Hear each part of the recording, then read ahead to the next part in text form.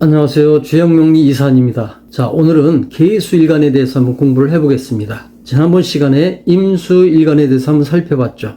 계수일간이 내년 을사년을 맞이했을 때 과연 어떻게 삶을 전개해 나가는 것이 좋을지 한번 판단을 해보겠습니다. 일단 계수일간, 나는 누구인가를 한번 살펴볼까요? 내가 누구인지를 알아야 내년에 을사년에 어떻게 대처할 수 있는지, 그것이 아무래도 쉽겠죠.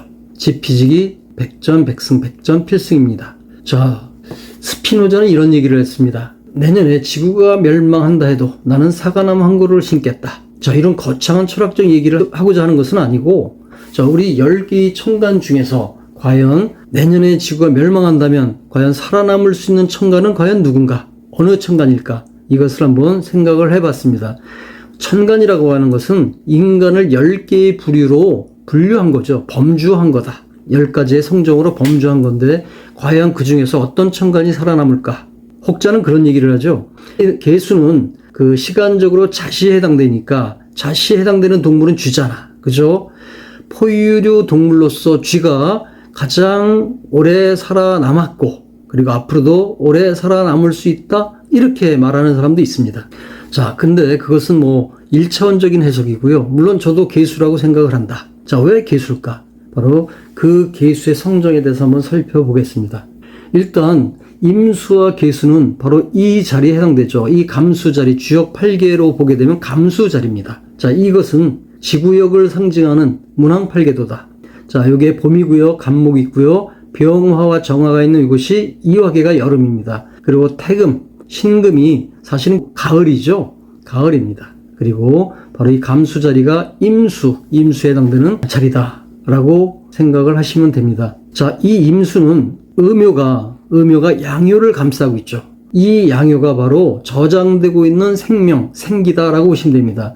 여름에 그 열매가 땅에 떨어지면 이 땅에 떨어진 열매는 토기에 의해서 알갱이와 쭉정이가 구별되죠. 선별되고 그 알갱이만을 가을 바구니에 담는다. 가을 바구니. 그죠? 수렴되는 거죠.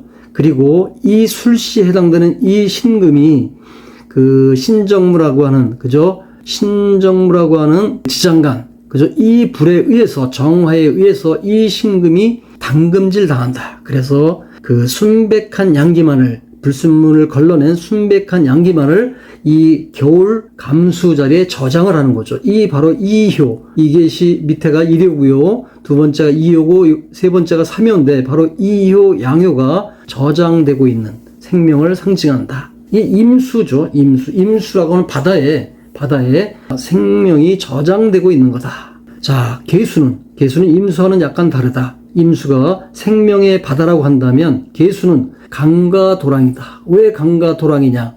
그 바다가 품고 있는 생명을 땅에 실어 나르는 역할을 한다. 계수가. 그죠? 역할이 서로 다른 거죠. 이 간토, 무토에 해당되는 이 간토가 토극수합니다. 이 수를 극하면 이 두 번째 이 양효가, 생명인 이 양효가 깨어나죠. 이 간산에 그 양효가 세 번째로 올라와 있죠. 여기는 이렇게. 바로 이것이, 이렇게.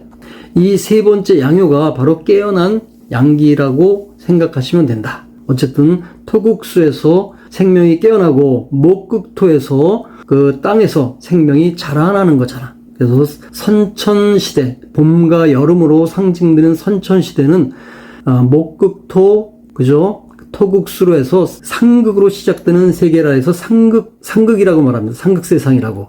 반대로 이 기토, 음토죠. 이 음토가 시작하는 이 후천은 화생토, 토생금, 금생수로 이어지죠. 상생으로 이어져서 후천 상생이라고 말합니다. 선천 상극세상, 후천 상생세상 이렇게 표현을 한다. 어쨌든 이 또랑이라고 하는 것은 그 바위가 막히든 산이 막히든 언덕이 막히든 막히면 절대 멈춰서는 법이 없죠. 뚫고 지나가든지 아니면 피해서라도 어쨌든 흘러나간다. 끝까지. 왜냐하면 땅 곳곳에 생명을 펼쳐내야 되는 역할을 담당하는 거니까. 그래서 길을 여는 순발력이라고 말하죠. 순발력, 유연성, 지혜, 어디로 가는 것이 좋은지를 물은 알죠. 물은 압니다. 아무리 구덩이가 깊어도 그 구덩이를 다 메우고 그리고 나서 물은 또 흘러가거든. 굉장히 세밀하죠. 땅 곳곳에 흘러 들어갑니다. 강한 생명력을 가지고 있는 거예요, 바로. 왜냐하면 그 임무가 임수가 품고 있는 생명을 싣고서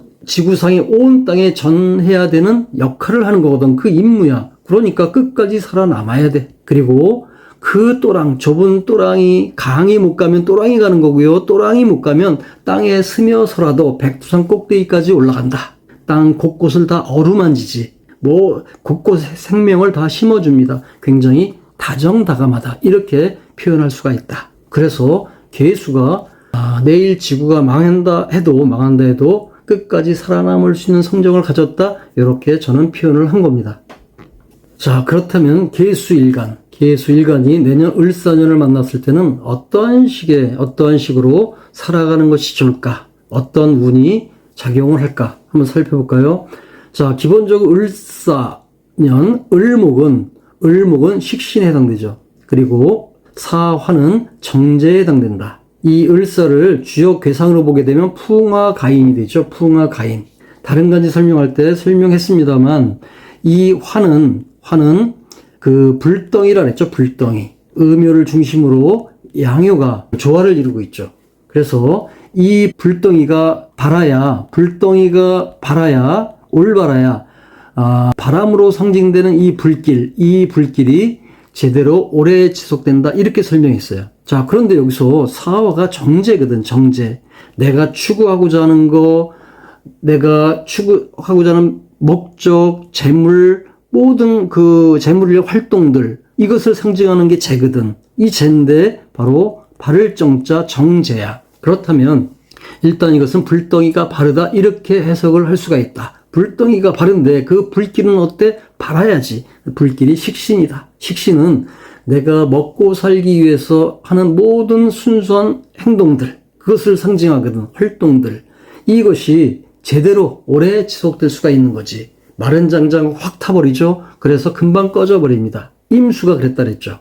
근데 계수는 어쨌든 간에 불덩이가 바르다. 불덩이가 바르면 불길은 당연히 오래 지속되고 그 위에 있는 솥에 들어있는 음식은 맛있게 익어갈 거다. 자, 지장간을 볼까요? 지장간은 무경병입니다. 자, 여기서 보게 되면 정관, 정인, 정제 다 바를 정자죠.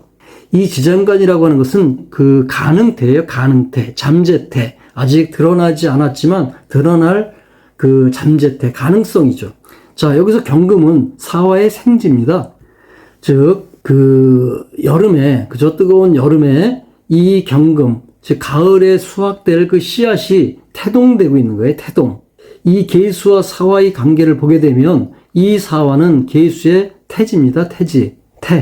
태동하다. 자, 이 경금이 태동을 해요. 그래서 이 불길로 상징되는 나무, 그죠? 을목이잖아. 이 나무로 올라가서 열매로 열릴 거다. 꽃이 피고 열매로 열릴 거다.